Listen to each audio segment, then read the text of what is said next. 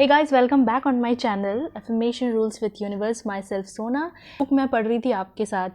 Book अब ख़त्म हो चुकी है, लेकिन कोई बात नहीं, एक स्टोरी है आपके साथ शेयर करने के लिए जो रियल है। मेरे साथ नहीं हुआ है, लेकिन मैंने ये चीज़ देखी है, उसको रियलाइज़ किया है कि अफर्मेशंस एंड ग्रैटिट्यूड का जो पावर होता है वो कितना बड़ा होता है।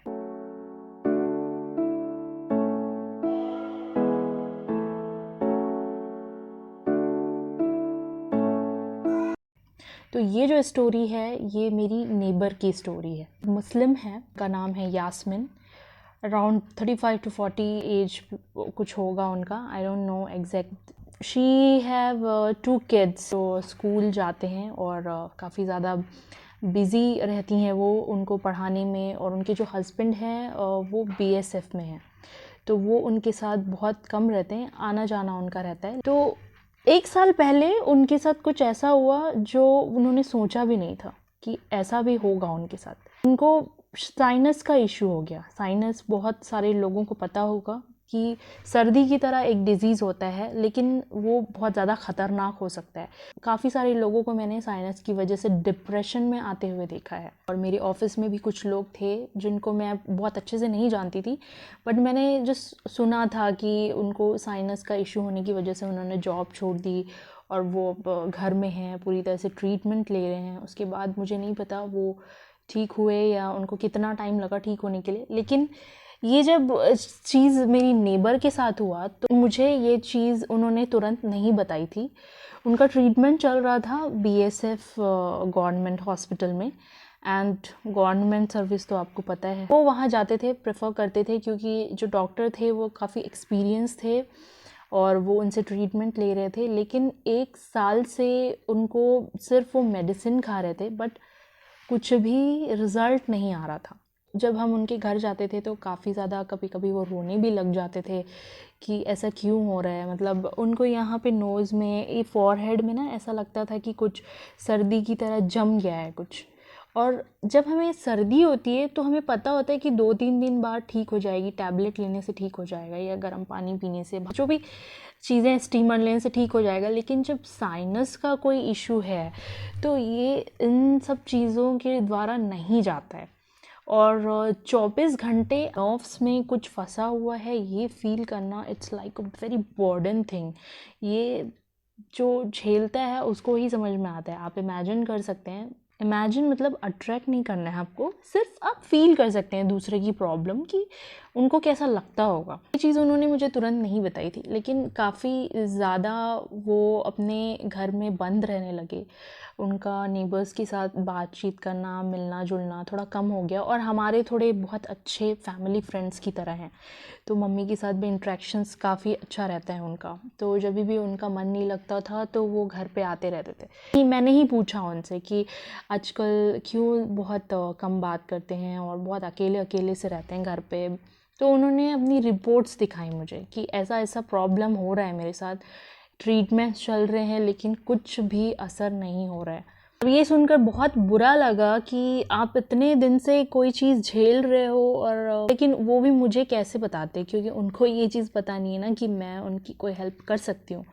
लेकिन फिर भी एज अ फ्रेंड, क्योंकि वो उनकी एज जो है वो मुझसे बड़े हैं और मेरी मम्मी से छोटे हैं, तो दोनों से ही उनकी फ्रेंडशिप लगी रहती है। मैंने उस टाइम सोचा कि क्यों ना लॉ ऑफ अट्रैक्शन से इस चीज़ का ट्रीटमेंट किया जाए, क्योंकि आई नो वेरी वेल कि हम एक ह्यूमन हैं और हमारे अंदर एक ऐसी पावर है जिसके थ्रू हम अपना इलाज खुद करते हैं, अपने दिमाग में करते हैं। मैं ये नहीं बोलूँगी कि आप ट्रीटमेंट मत लो या मेडिसिन मत लो, ये गलत हो जाएगा, क्योंकि उसकी अपनी जगह है, वो भी लेते रहना चाहिए। साथ में हमें सिर्फ उस पर डिपेंड नहीं होना चाहिए, हमें उसका इलाज अपने दिमाग में भी खोजना पड़ेगा। तो ये चीज़ क्योंकि उनको पता नहीं थी, मुझे तो पहले बहुत टेंशन हो गया कि मैं ये चीज़ उनको समझाऊंगी कैसे, क्योंकि शुरू से सब चीज़ डिटेल्स मुझे देना पड़ेगा। और अगर मैंने डायरेक्टली ये बोला कि आप सोचना बंद कर दीजिए, इस बारे में सोचिए ही मत, ये जिनके साथ होता है ना वो नहीं कर पाते हैं, वो अपनी तकलीफ़ को नहीं भूल पाते हैं, क्योंकि ऑब्वियसली हम जिस चीज़ पर फोकस करेंगे वो और ज़्यादा अट्रैक्ट हो रही है। अब वो बार बार घर में अब उन्होंने अपने आप को बंद कर लिया है, उन्होंने दूसरों से इंटरेक्शन करना बंद कर दिया है, बातचीत कम कर दी है। तो इसका मतलब क्या है कि वो 24 घंटे अपनी अंदर की प्रॉब्लम, यहाँ पे कुछ हैवीनेस लग रहा है, इन्हीं सब चीज़ों के बारे में सोच रही हैं।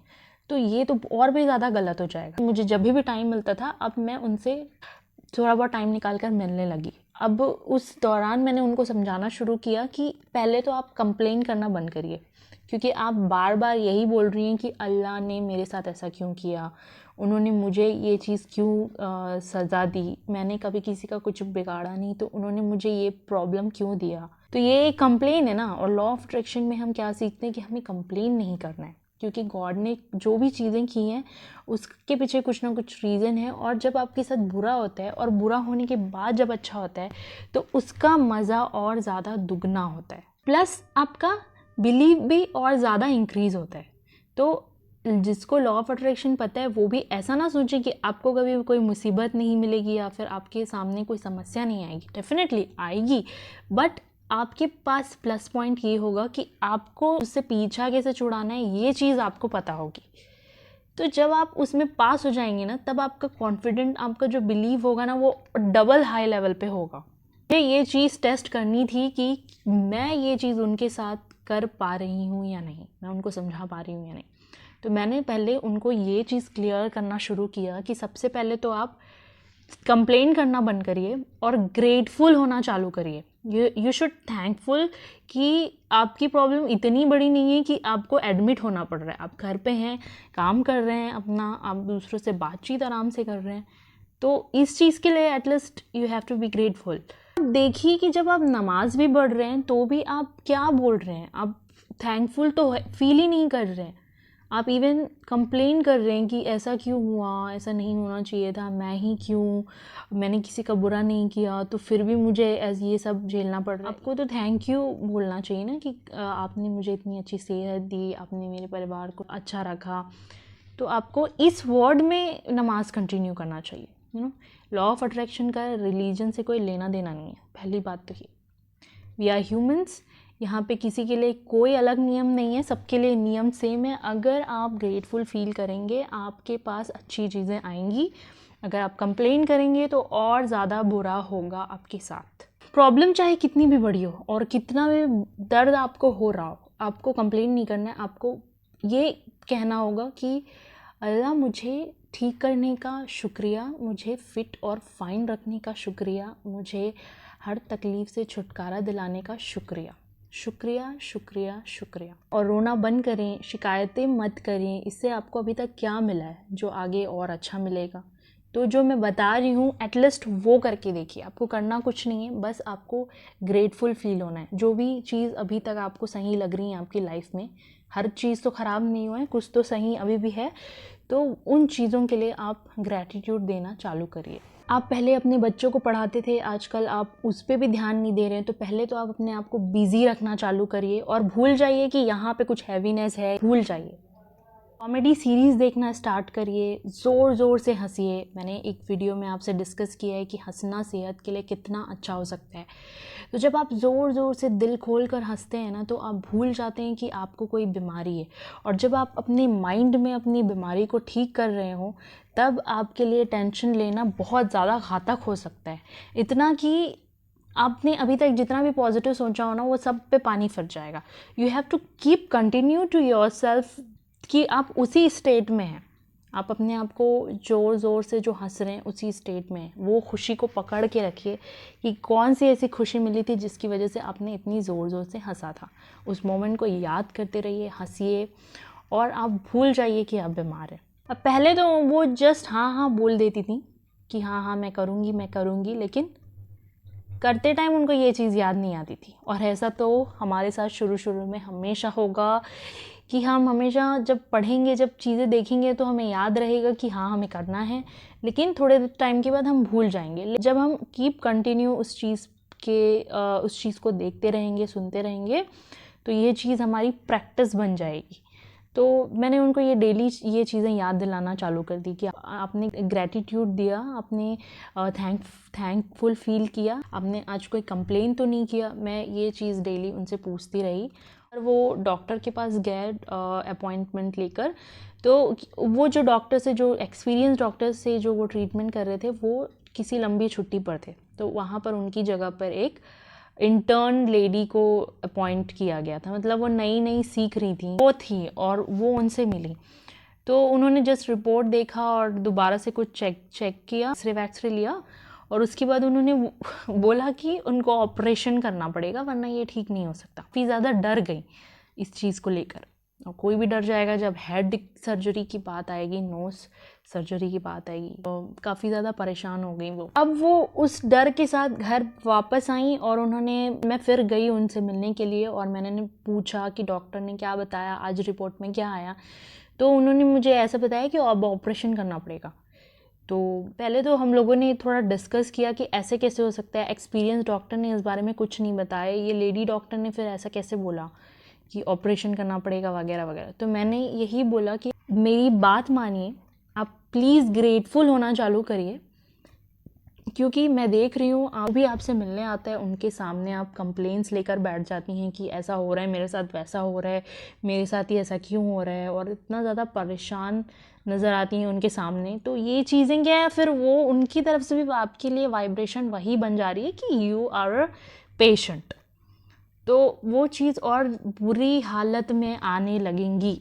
वो इतनी डर गई थी कि मेरी बात तब उन्होंने सीरियसली लेना चालू कर दी कि नहीं, मुझे इस बारे में गौर से सोचना पड़ेगा, देखना पड़ेगा कि चीज़ को सीरियसली लेना पड़ेगा। अगर ये इतना फोर्स कर रही है तो एक बार ये करने में कोई हर्ज नहीं है। तो तब से डेली मैंने जब उनको एक कुछ मोटिवेट करना चालू कर दिया, तो वो इतना ज़्यादा ग्रेटफुल रहने लगी कि फिर उन्होंने कंप्लेन वाली आदत छोड़ दी और वो ग्रेटफुल रहने लगी। वो दिल से मतलब ग्रेटफुल रहती थी कि हाँ मैं ठीक हूँ, मुझे कुछ प्रॉब्लम नहीं है, मुझे ठीक रखने का बहुत बहुत थैंक यू, मुझे अच्छा रखने का, मेरी सेहत को इतना चंगा करने का आपका बहुत बहुत शुक्रिया।